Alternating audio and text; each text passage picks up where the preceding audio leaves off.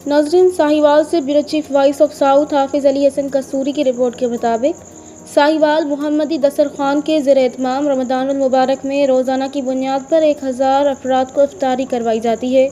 साहिवाल में आकिल मेमोरियल अस्पताल के बिलमुकाबिल मुहम्मदी दस्तरखान मुस्तहक अफराद और मुसाफिरों के लिए खुसूसी अफ्तार दस्तरखान सजा रहे हैं, जहाँ पर 1000 अफराद रोज़ अफ्तार करते हैं और रमज़ानुल मुबारक में अफ्तार की खुशियों में शरीक होते हैं।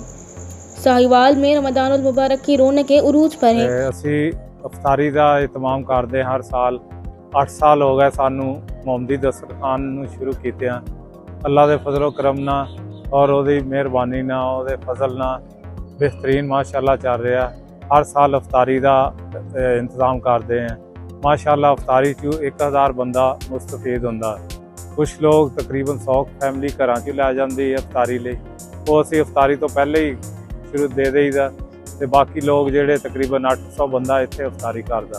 वाज़ेह रहे कि मुहम्मदी दस्तरखान गुज़िश्ता 8 साल से रमज़ानुल मुबारक में अफ्तार दस्तरखान सजाने की रिवायत को बरकरार रखे हुए हैं। मज़ीद खबरों और अपडेट्स के लिए देखते रहें वॉइस ऑफ साउथ।